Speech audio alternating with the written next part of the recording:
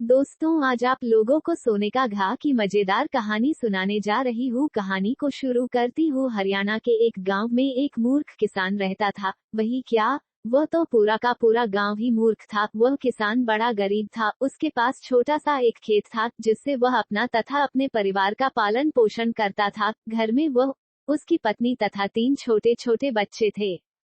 खेती बाड़ी के लिए 2 बैल तथा एक गाय थी। एक दिन किसान ने सोचा कि मुझे खेती करते हुए बहुत दिन हो गए हैं, इसलिए अब कुछ दिन तक आराम से घर पर बैठकर खाना चाहिए। ऐसा विचार करके उसने उसी दिन से खेतों पर काम करना बंद कर दिया। कुछ दिन तक तो किसान खूब अच्छी तरह मौज उड़ाता रहा, लेकिन जब उसके पास धन थोड़ा रह गया तो उसकी स्त्री ने उससे कहा कि अब तुम खेती करना शुरू कर दो। लेकिन किसान के कानों पर जूं तक नहीं रेंगी। जब इसी प्रकार कई दिन गुजर गए तो उसकी स्त्री ने एक दिन क्रोधित होते हुए कहा, देखो जी, आप मेरी किसी भी बात पर ध्यान नहीं देते।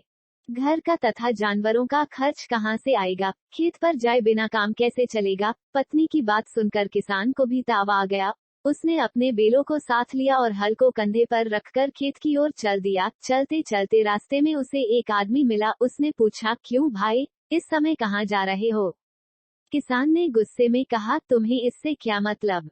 मैं तो अपने खेत पर जा रहा हूँ। उस आदमी ने कहा, देखो बात यह है कि तुम इस समय खेत को जोतोगे तो वहाँ तुम्हें सोने का घड़ा अशर्फियों से भरा हुआ मिलेगा।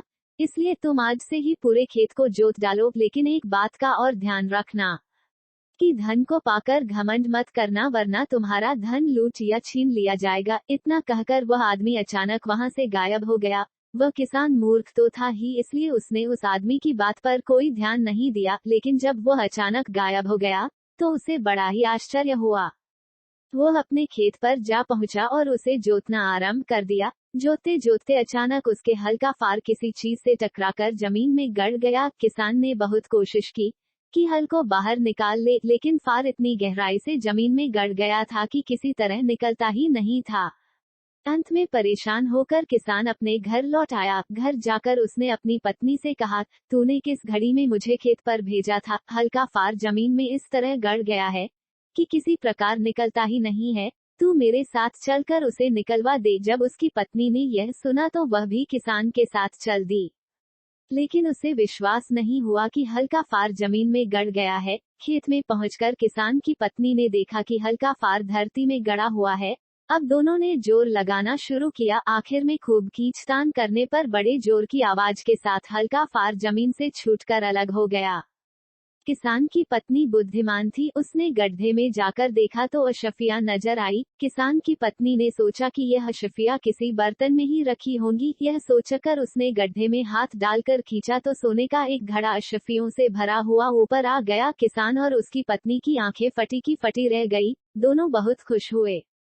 जब उसे लेकर घर पहुंचे तो किसान को उस आदमी की बात याद आई जिसने इसकी भविष्यवाणी पहले ही कर दी थी। उसने जब यह बात अपनी पत्नी से बताई तो उसने सोचा कि कहने वाला भगवान के सिवा और कौन हो सकता है। उसकी पत्नी ने सुना कि उस आदमी ने यह भी कहा था कि जितना धन मिले उसका आधा पुण्य कर देना, तो उसने किसान से कहा कि हमें आधा धन गरीबों को बांट देना चाहिए। लेकिन किसान की उल्टी खोपड़ी में भला यह बात कहाँ से आती। उसने कहा, धन को बांट देने से भला हमें क्या फायदा होगा? आधा धन बेकार ही जाएगा। यह जरूरी तो नहीं कि हम उस आदमी की बात मान ले।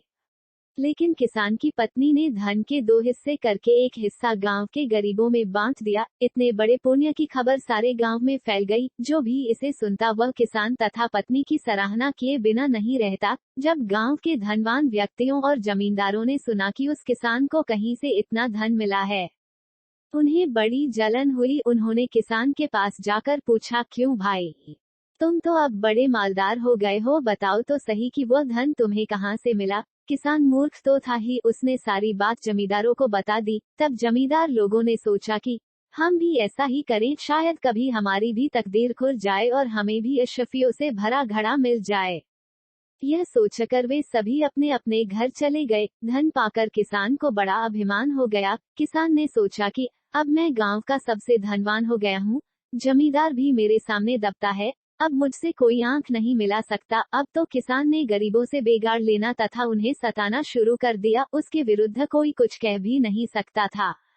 क्योंकि जमींदार भी उससे दबता था, लोग उससे बहुत दुखी हो गए। उधर जब जमींदारों और दूसरे धनवानों ने अपने खेत जुतवाए तो उनमें कुछ नहीं निकला, इससे खेत और खराब हो गए। मेहनत भी इतनी लगी कि कुछ लोग तो बीमार हो गए। अब जमींदार को किसान पर बड़ा क्रोध आया, उसने सोचा कि किसान ने हमें मूर्ख बनाया है, उसे यह धन कहीं से नहीं मिला है बल्कि उसने कहीं से उड़ाया है। यह सोचकर उसने अपने सिपाहियों को भेजकर किसान का सारा धन छीनवा लिया, उसके साथ उसके पसीने की कमाई का धन भी छीन लिया। इसके बाद उसे कोड़ों से इतना पीटा गया कि वो कई दिन तक कराहता रहा। वह धन जमींदार ने गांव वालों को बंटवा दिया। किसान को घमंड का फल मिल गया। ऐसे ही मजेदार कहानी सुनने के लिए हमारे चैनल को सब्सक्राइब कर ले।